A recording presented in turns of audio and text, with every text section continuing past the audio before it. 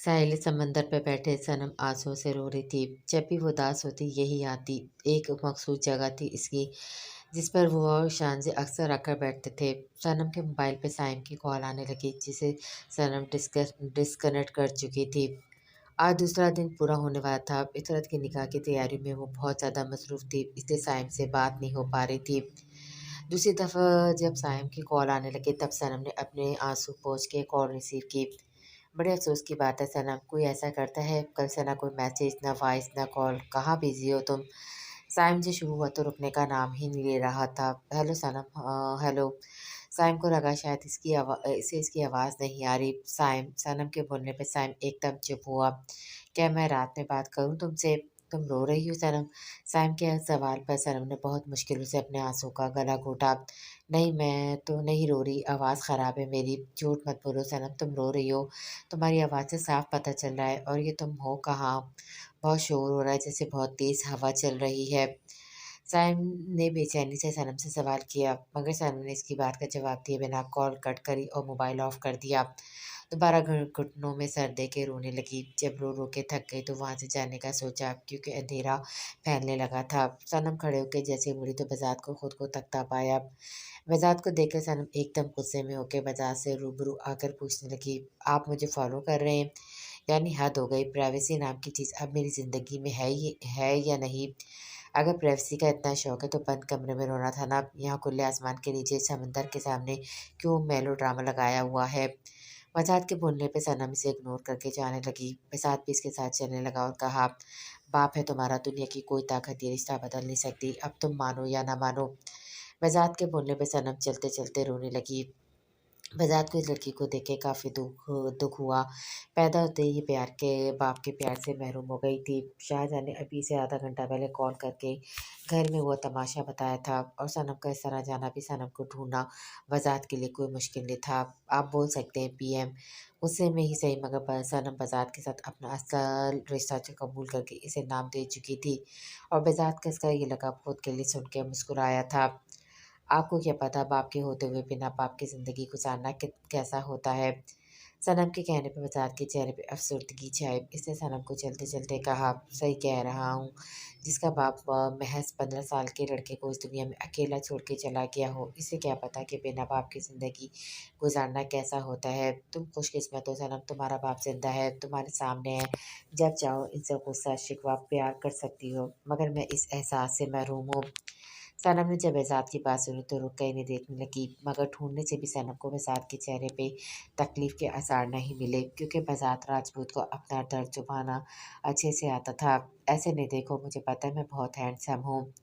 बसात के इस तरह बोलने पे सनम ने मुंह बनाया। बसात ने अपने गार्ड्स को इशारा किया, वो सनम की गाड़ी में बैठे और सनम को बसात ने अपनी गाड़ी में खड़ छोड़ा। जिस तरह से अज़र साहब घर आए थे, निम्रा की हिम्मत नहीं हुई थी कि इनसे पूछे वहाँ क्या हुआ है।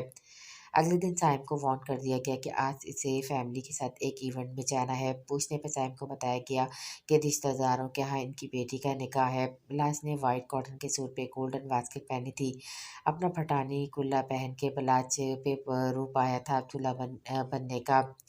बिलास ने तंजिया मुस्कुराते हुए अपने आप को शीशा में देख के कहा, दिन आया भी कब आया जब दिल इसको अपनाने के हक में नहीं। दरवाजे की नॉक पे हुंजा ने अपना दुपट्टा सेट किया और दरवाज़ा बजाने वाले को आने की इजाज़त दी। दरवाज़ा खोल के बादल अंदर आया, जो हुंजा को देखकर अपने सारे ओसान ख़ता कर चुका था। लाइट पीच और सिल्वर कलर के अंग रखे में लंबे बालों को कर्ल किए, थोड़ी हैवी ज्वेलरी पहने हुंजा पूरे हक से बादल के दिल पे पुरजमान हो चुकी थी। जब आने वाला 2 मिनट तक कुछ नहीं बोला तो हुंजा ने पलट के देखा और बादल को देखकर इसे हैरत हुई। बाजिल, तुम दरवाज़ा नॉक करके आए हो रियली? हुंजा की बात पे बाजिल, जो वाइट कॉटन की सिंपल सलवार कमीज़ पे ब्लैक पेशावरी पहने हुंजा के भी दिल की दुनिया हिला रहा था, इसके करीब आया और अपना मोबाइल निकाल के इसकी और अपनी सेल्फी लेते हुए कहा, मुझे किसी ने कहा है कि जब तक लड़की महरम ना बन जाए इसे फासला रखो, भले मोहब्बत नहीं इश्क करो, मगर हलाल तरीके से।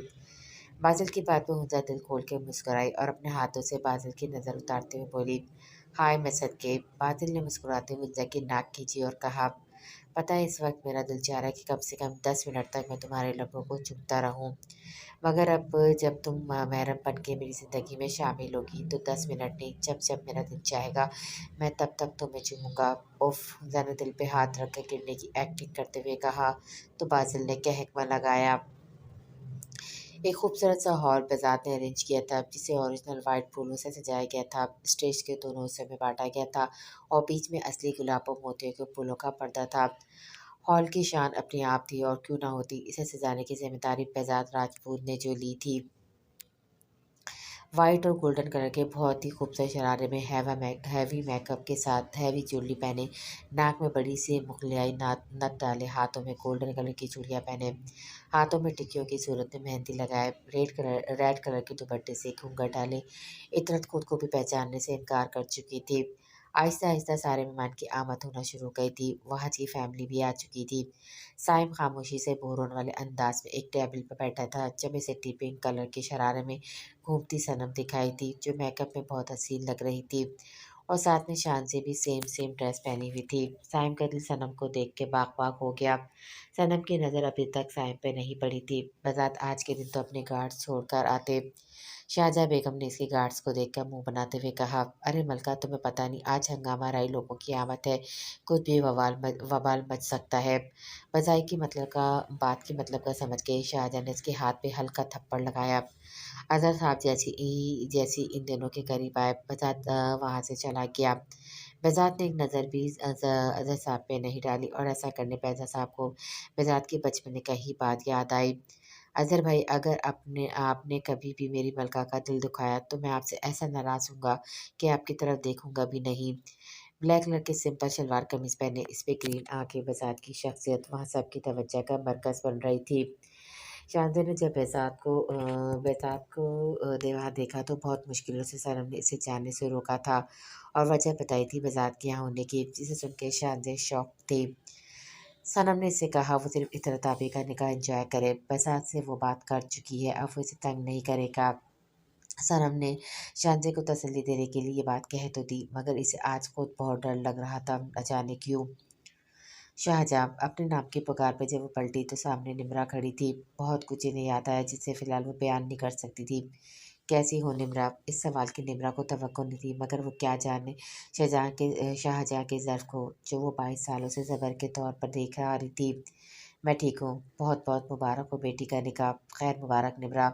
शाहजहाँ वो मैं निमरा बेगम आगे की बात कहने से रुक गई मगर शाहजहाँ समझ गई थी कि वो क्या कहना चाह रही है। मेरी बेटी का निकाह है निमरा, मैं बहुत खुश हूँ। मैं कोई भी ऐसी बात अपने माजी की दोहराना नहीं चाहती जिसे बयान करते हुए मुझे तकलीफ़ हो। मैं अपना मामला सालों पहले अपने अल्लाह पे छोड़ दिया था, बेशक वो बेहतरीन इंसाफ करने वाला है। तुम भी एक तरीके से इतरत की माँ हो, अपनी बेटी को दुआएं दो खुश और आबाद रहने की और ये दुआ खास कर देना कि इसकी किस्मत इसकी माँ जैसी ना हो। ये बोल के शाहजहाँ बेगम निमरा के कंधे पे हाथ रखकर चली गई। आज भी निमरा बेगम पे ये सोचने पे मजबूर थी कि जीता कौन। अजहर को पाके क्या वो जीती, ये आज पूरे वक़ार से खड़ी इनके सामने शाहजहाँ जीती। निमरा नम आंखों लिए पलटी तो सामने अजहर साहब खड़े थे। भले ही निमरा की असलियत मालूम हो गई थी मगर इन्हें अब भी ये भी मालूम था कि निमरा को अपने किए पे बहुत पछतावा है।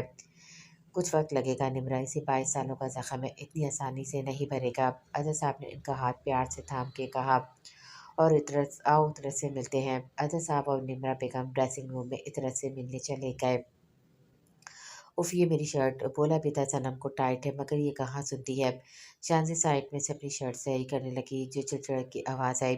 शांति का मुंह रोने वाला हो गया। शांति ने किसी बच्चे को सनम की तरफ इशारा करते हुए इसे बुलाने का बोल के खुद ड्रेसिंग रूम की तरफ चली गई और बच्चे को भी सनम को वहीं भेजने को कहा।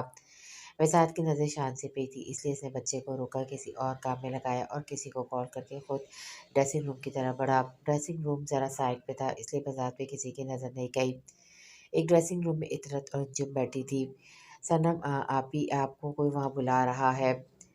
एक बच्चे ने सनम को बता के मतलूबा जगह पे इशारा किया। बच्चा बोल के चला गया और सनम समझी शायद शांति होगी क्योंकि इसे वो दिखाई भी नहीं दे रही थी। सनम जैसे ही मतलूबा जगह पे पहुंची किसी ने इसका हाथ पकड़ के तेजी से खींचा। इससे पहले कि सनम चीखती कोई बहुत मजबूत हाथ इसके लबों पे रख चुका था।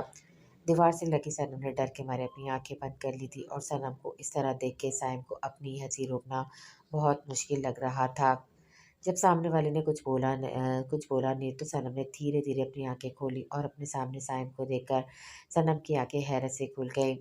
ड्रेसिंग रूम का दरवाज़ा खुल के बज़ात अंदर दाखिल हुआ। सामने शानज़ दुपट्टे से बेनियाज़ अपनी शर्ट में पिन लगाने में मसरूफ़ थी। बज़ात ने ड्रेसिंग का डोर लॉक किया। यार सनम बोला था ना तुझे कि मेरे मेरे टाइट है ये शर्ट मगर तू शानज़ ने बोलते-बोलते जैसी गर्दन उठाई, बज़ात को देखा इसके हाथ से पिन गिर गई। बेज़ात को इस तरह से ड्रेसिंग रूम में देखा शानज़ के चेहरे पे घबराहट डर बेज़ात को बहुत अच्छा लग रहा था। शानज़ ने साइड में पड़ा दुपट्टा फ़ौरन उड़ा और जैसे बेज़ात की साइड पे गुज़र के जाने लगी, बेज़ात ने इसे खींच के दीवार से लगाया। बेज़ात का ऐसा करना था कि शानज़ की नीली आँखों में आँसू भरने लगे। ये क्या कर रहे हैं आप?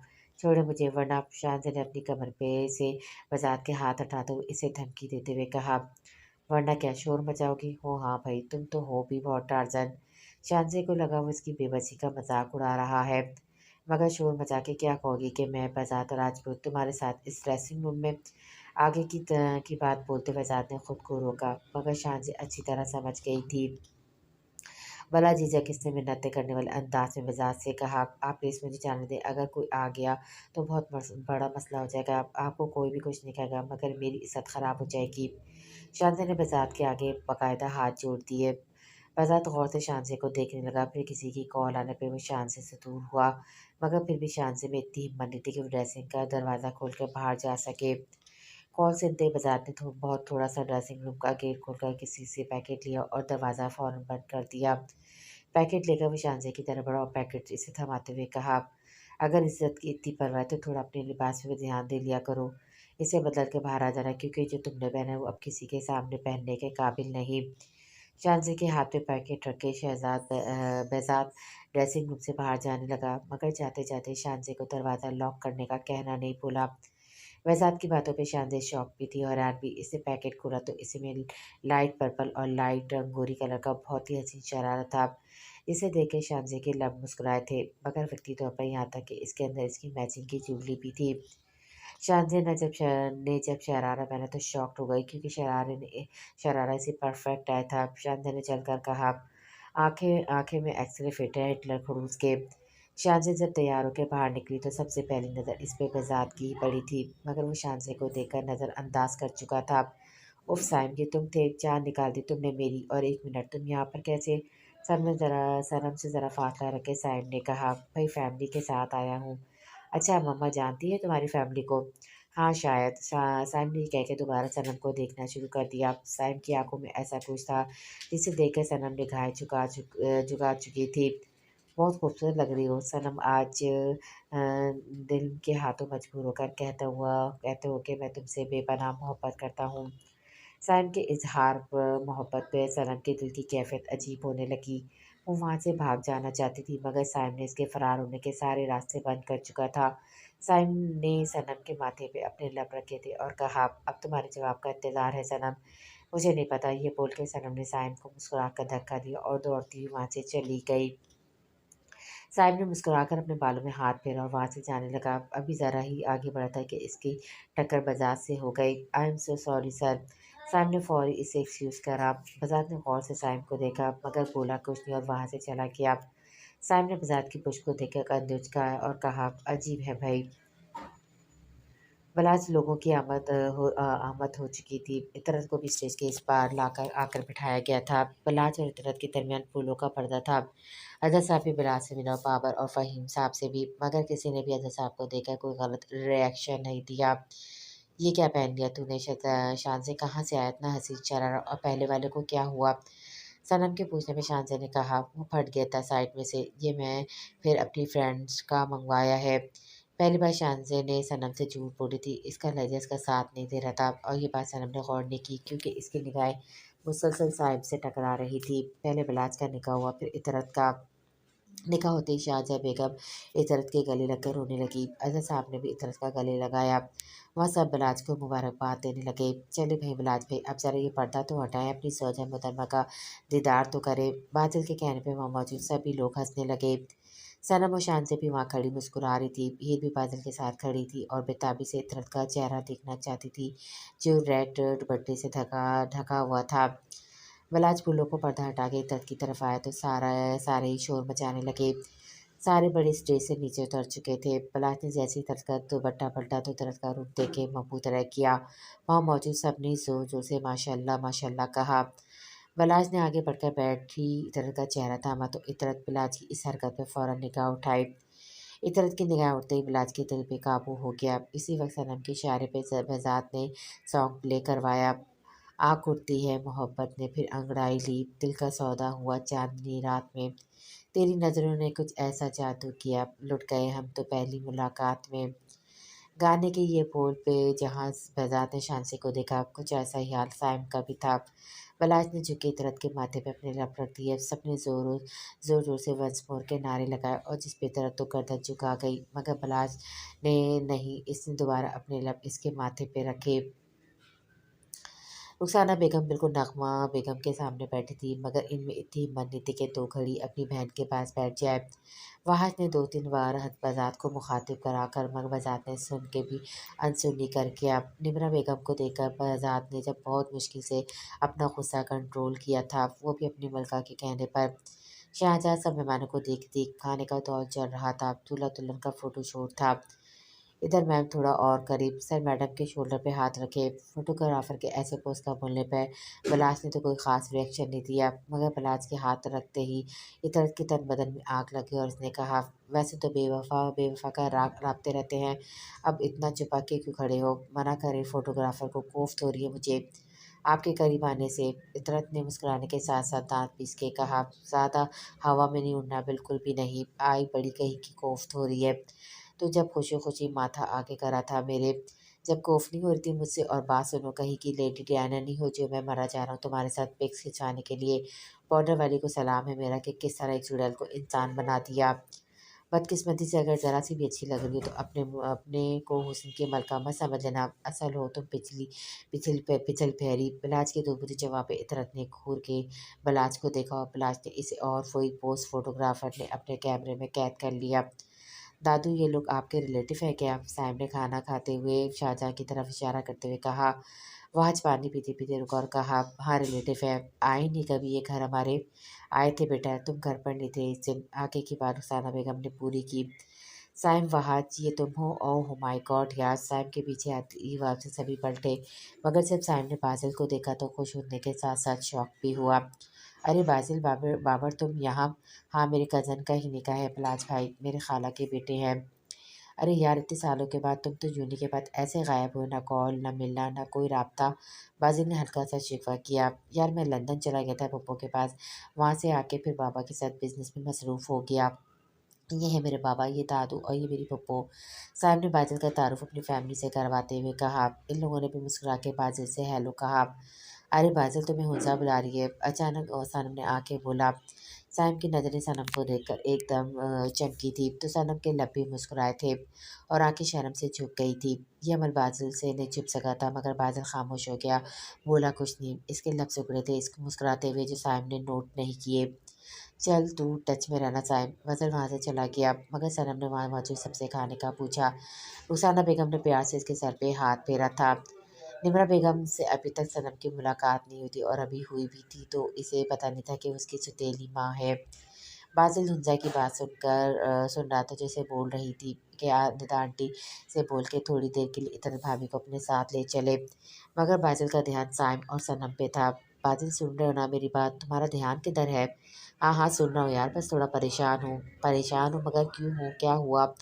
ये तुम्हें वो मेरा यूनी का दोस्त याद है साइम, जिसके किस्से मैं तुम्हें सुनाता था? वही ना जो तुम्हारी यूनी में प्ले बॉय मशहूर था। हाँ हाँ वही तो, क्या हुआ इसे? वो भी इस तकरीब में आया है हीर। और क्या बाजिल? हंसा मुझे लगता है अब इसका टारगेट सनम है। व्हाट? बाजिल क्या बकवास कर रहे हो? ऐसा नहीं हो सकता।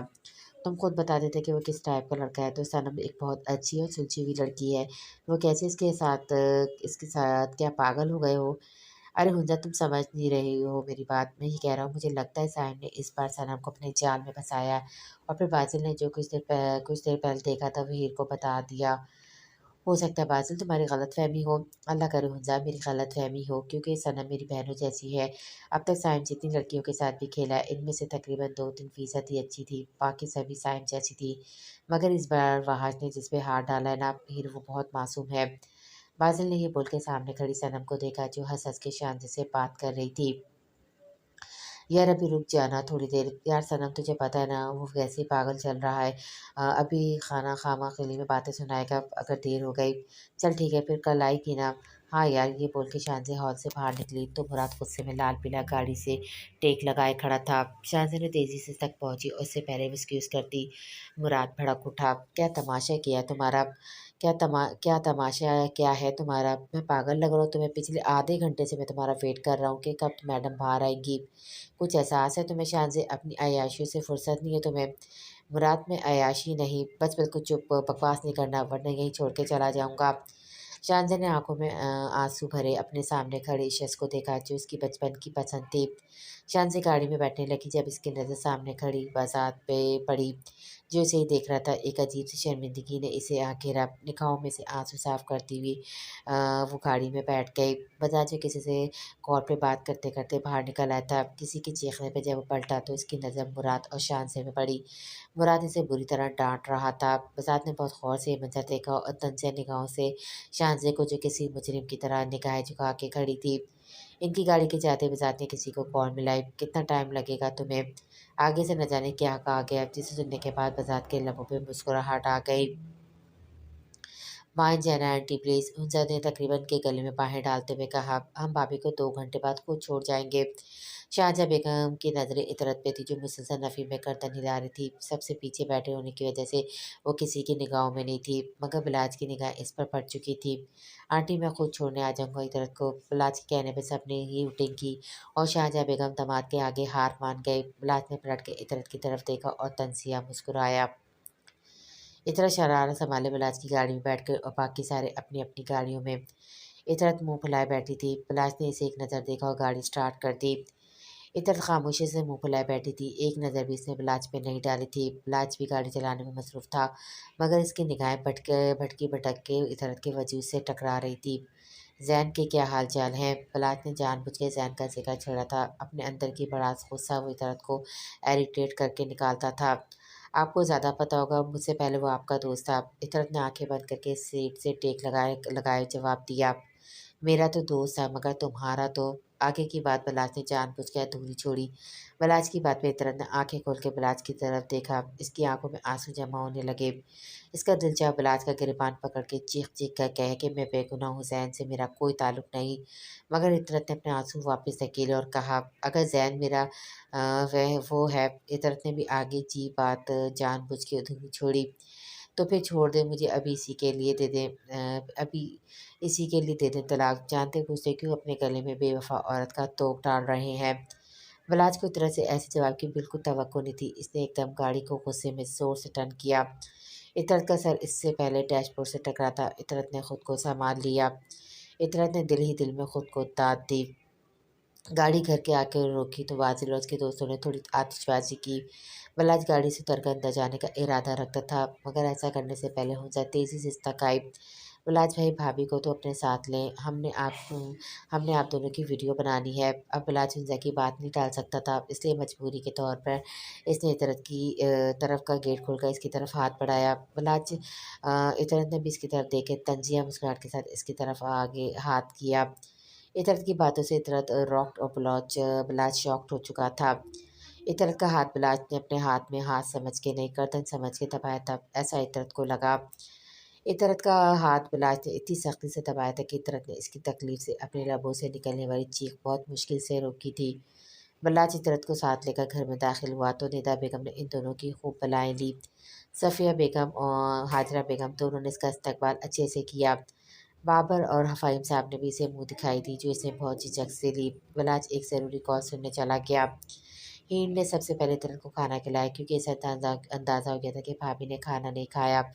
हीरो और बाज़िल इतरत के आगे पीछे थे। दोनों ने इसे अपनी तरफ से गिफ्ट भी दिए। खाना खाने के बाद हुंजा इतरत के पास ही थी जब इतरत ने कहा, हुंजा एक बात पूछूँ अगर माइंड ना करो तो?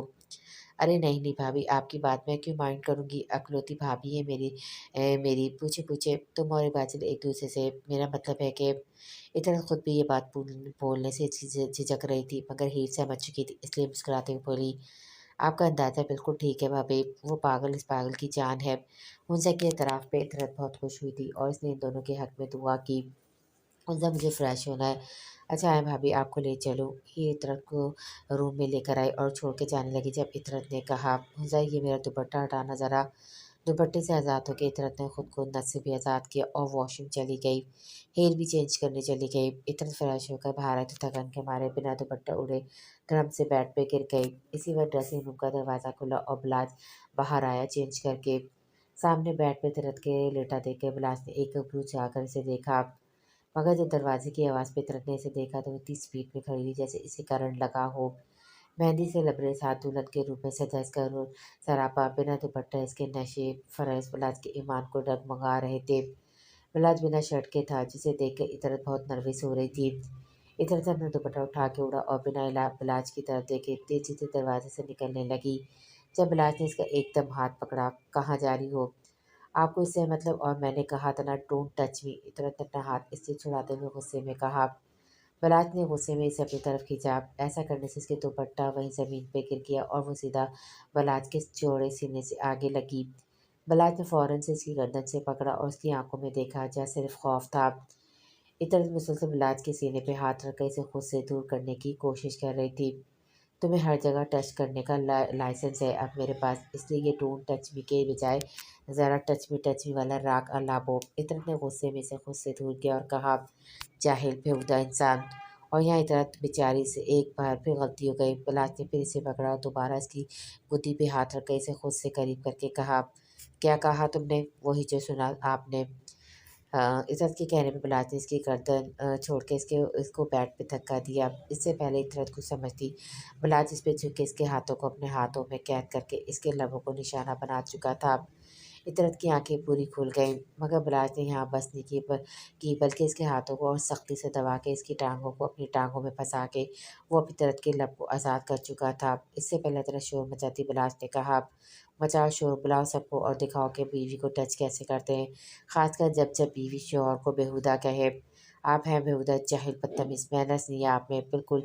ये बोलते हुए इतरत की आंखें भीगी थी। "इतरत, मैं कह रहा हूँ ज़बान सँभालो अपनी।" इतरत इस वक्त पूरी की पूरी बिलाज के रहमो करम पर थी, मगर फिर भी वो शेर के मुँह में हाथ डालने से पास नहीं आ रही थी। "हटे मेरे ऊपर से, शर्म आनी चाहिए आपको, पढ़ लिख के भी आप जाहिल हैं।" आगे की बात बेचारी इतरत बोल नहीं पाई। बिलाज फिर इसका मुँह अपने लबों से बंद कर चुका था। बिलाज की हदें अब लबों से बढ़कर गर्दन तक आ चुकी थी। इतरत इस वक्त बेबसी की तस्वीर बनी हुई थी। कहीं से भी वो खुद को बिलाज से छुड़वा नहीं पा रही थी। बिलाज ने इसकी गर्दन पे सुर्ख निशान छोड़ा था। जैसे तैसे वक्त बिलाज के अंदाज में इतनी शिद्दत थी कि इतरत के आंसू निकलने लगे। बिलाज ने जब इसकी गर्दन को आज़ाद किया तो इतरत की आंखें बंद थी, मगर इसकी आंखों से आंसू जारी थे। बिलाज ने एक नज़र इसे देखा और फिर इसके जिस्म को आज़ाद कर दिया। खड़ा होकर बिलाज ने कहा, "आइंदा मेरे साथ तमीज़ से बात करना, वरना इससे ज़्यादा दर्दनाक अंजाम के लिए तैयार रहना।" बिलाज की वार्निंग पे इतरत खामोश रही। बिलाज इसे इसी वक्त बिना किसी से मिलाए इसके घर छोड़ आया।